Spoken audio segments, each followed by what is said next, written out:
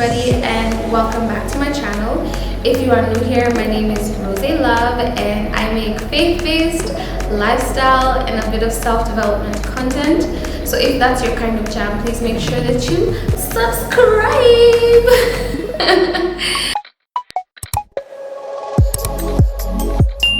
So today's video is a bit on the self-development side.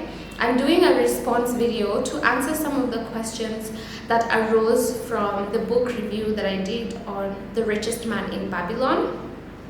Majority of the questions that I was receiving were surrounding the topic of money management and financial planning. Most of you are like, hey Rosie, I know how to make money, I know how to spend it, but what else can I do with my money? Can I save? Can I invest? And that is what I'm going to be sharing. I'm going to be talking about financial planning, and I'm also going to share some money management tips that I have picked up along the way that really helped me. Now, I do want to make two disclaimers. The first disclaimer is that I am not an expert at this.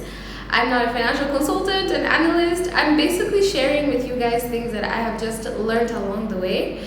So if you feel like some of this information is not satisfactory, you can pick it up with an expert, and I am actually partnering with someone on this video. Her name is Wendy, and she works at ICEA Lion, and she's a financial consultant. She's very good at what she does, and I'm going to leave her number on the screen. Feel free to reach out to her or anybody else in your life and get more satisfactory information to meet your needs.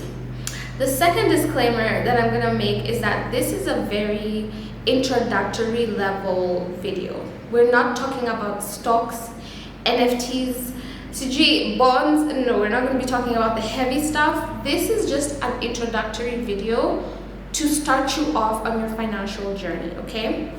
So without further ado, let's get into it. Now, when you're thinking money management and financial planning, I want you to envision a tower.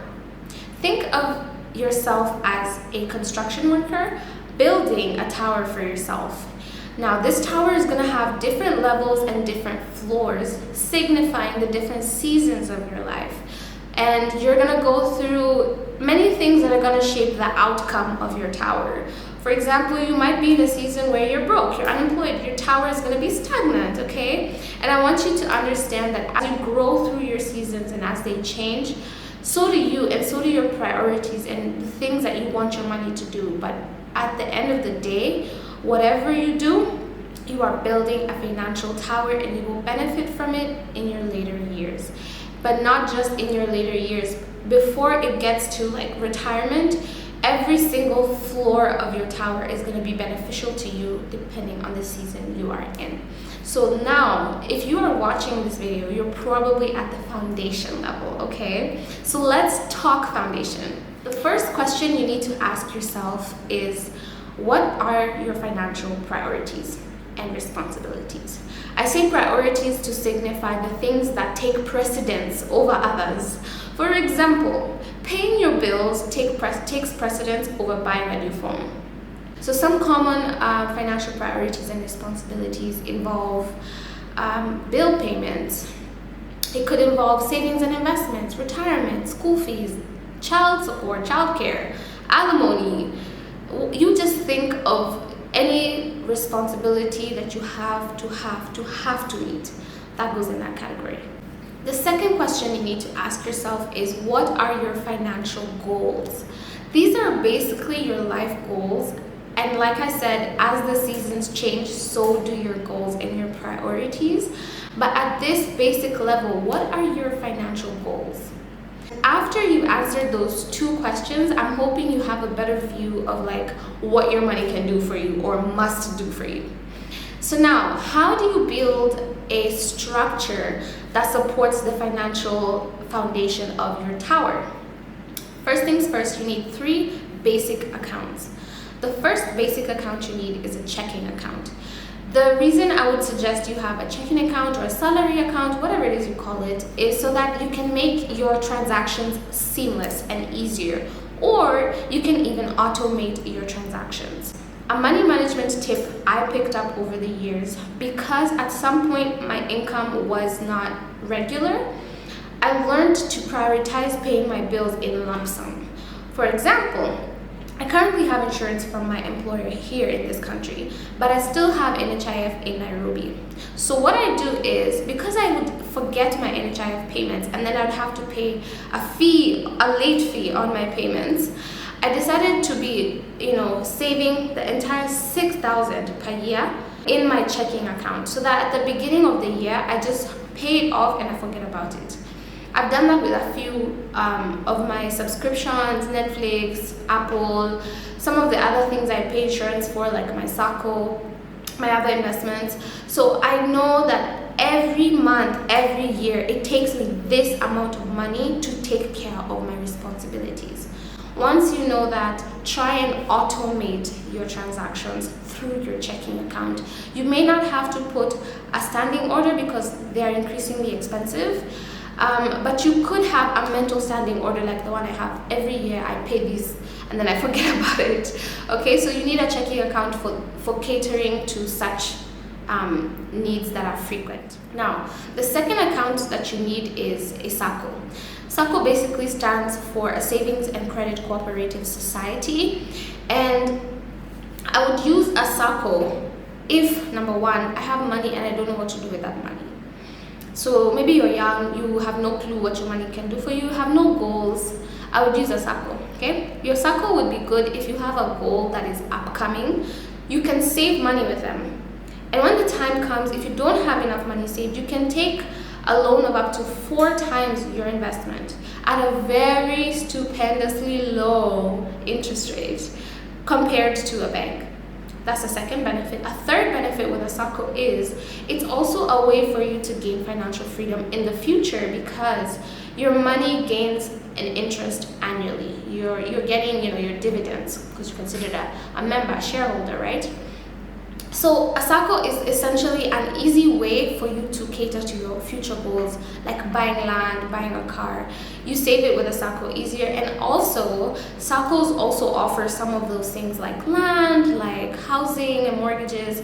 They do have a way in which they sell those kinds of things. So it's just easier for you to tick off a goal using a SACCO, okay? The third account that you need to have is an MMF.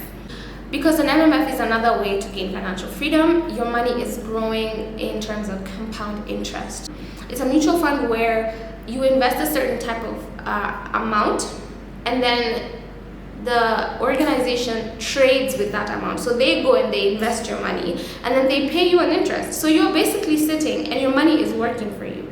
And it's a low risk and a high yield investment solution. And also the good thing about MMFs is that they are liquid investments. You can easily get access to your cash within same day. Sometimes it's 12 to 48 hours, but you can easily get access to your money. So what can you use an MMF for? Like I said, if you don't know what to do with your money, you can store it there until you figure out what to do. You can use an MMF to achieve a goal such as starting an emergency fund. An emergency fund is necessary to keep the structure of your tower, okay? So we said you're building this tower over time, and each layer or each floor, you're getting to enjoy the benefits of that floor. If you are at like 3rd floor where you have a family, you're catering to their needs, you're in school, you have a house, you're building, then out of nowhere, this life emergency is thrown at you. You don't want to dip into the funds for your other things, which are your responsibilities, like your children's school fees. You don't want to dip into the funds you would actually use to pay your rent, to cater to an emergency. That is why you need an emergency fund, so that mjengo iendelee, basically, so that construction can continue, okay? Now, an MMF comes in handy when you're trying to build an emergency fund, because it is a good way for you to contribute a small amount of money per month or per however you are paid per week, and have that money grow in interest. So ideally you could have a goal of reaching like 600k, and over time, before you even reach the amount, the 600k, your interest can help you. It's like your money is like pushing you towards your goal. It's your money working for you, okay? Another thing you can use an MMF for is a sinking fund. The difference between a sinking fund and an emergency fund is a sinking fund is something you know is an upcoming expense and it's a continuous expense. For example, school fees for your children is a continuous expense. You can use an MMF to be storing their school fees and you withdraw it whenever it is needed, and you just know this is a continuous place where my money just sinks. It just sinks. If you want, you can save towards your rent, your lease, whatever it is that you have that is a sinking fund in your life. You can always use an MMF to cater to that. Currently, I'm only using my MMF as an emergency fund, and I'm not anticipating there to be emergencies. So in the long term, the goal is that my MMF works as an investment, okay? So these are the basics that you need. Some of the money management tips I would have to streamline your structure building is to, of course, cut back on your expenses. And not just cutting back like I'm not going to have that coffee, I'm not going to have that. No, it's you need to sit down, create a budget, know how much it takes for you to exist, okay? Paycheck to paycheck or income to income. Know how much it takes for you to exist fiscally. Now, when you see how much you're spending, there are some areas you can always adjust. I know that people use the 50, 40, 10% structure for building budgets, like 50 for your expenses, 40 for your investment, and then 10 for leisure or whatever. There are people who use different kinds of percentages to budget their money. Personally, because I'm a Christian, my 10% goes to the church. No matter which country I am in, whatever client pays me, whatever time a client pays me, I have the bank account details for my church and I send my tithe. And then we have an accountant at our church, I contact her and I let her know that I've paid my tithe. It's like a debt. For me, I think about it like a debt. I owe God. So that's my 10%. And then what I've tried to do is I've taken out leisure. So I've taken out travel from my expenses.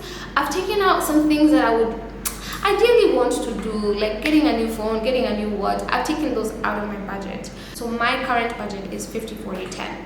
So the 40 is now divided. That 40% is now what you divide. You know what takes precedence, okay? You've catered to your bills, you've catered to your responsibility. When it comes to your goals, what goal is important? For example, if you are in debt, clearing your debt is supposed to be the top priority for you, okay? Another thing could be like maybe you're saving towards an emergency fund or a house or something that is upcoming. So you structure your 40% like that, so that maybe 10% goes here, 20 goes there, 50 goes there, and then another maybe 20 goes somewhere else, okay? So currently, because I have my finances planned out a certain way, my budget set a certain way, and my goals set a certain way, it sets the precedence of how I carry myself out. So there are some things I'm not indulging in, there's some places I'm not going, and I don't want you to think about it like an oppressed life, but think about it like I'm paying right now for something I'm gonna have 6 months to come. I'm paying right now for something my kids are gonna enjoy. I'm paying right now for something, my future self at 40, at 35 is gonna enjoy. When you're thinking structure, when you're in this beginning stage, you need to bow your head down and get to work, but you don't just want to work aimlessly, which is why you have to ask yourself the right questions. The book talks, the Richest Man in Babylon, talks about investing in yourself. This foundational moment in your building, this is where you read the books, you listen to the podcasts, you pay to consult with someone. This is a moment where you are not shy to ask what people are doing with their money and how you can grow your money. And if you see there are places where you can cut back, don't cut back aimlessly. I've always said this, and I strongly believe in your money working for you as a resource. You need to think about it like it has energy. Where are you sending it, and what are you expecting back from it? So if you are in a beginning stage in life and you just maybe gained independence, or you've just moved out of something, or you've just started earning, sit down, create a structure based on what you are earning. If you get to the point, like for example, I got to a place where in my little financial foundation, I found like I'm not making enough money for the kind of goals I want to have, because I've cut back, I've moved houses to afford a cheap house. I have I have let go of certain luxuries, but I'm still not looking like, it's not looking like I'm gonna achieve my goals at the time that I want. So I asked myself, what can I do? The next thing I can do is add an income, okay? You can look for an extra source of income to supplement your budget. If you feel like you've done everything, you've planned everything and it's not looking enough, join the club. All of us are there. What can you do about it? Can you gain a new skill? Can you restructure your life? Are there some places where you are overspending? These are the questions you need to ask yourself. And as each stage comes and goes, you're gonna have a series of questions you need to ask and answer yourself. At the core of self-development is self-awareness. You have to stay aware, which is why you need this structure. So I hope this video has been helpful. And I thank you guys so much for always engaging with my content. It is such a blessing. And I'm looking forward to sharing more, so please ask more questions. Hop in my DMs. My Instagram will be tagged below. Hop in the emails and let's grow together, okay?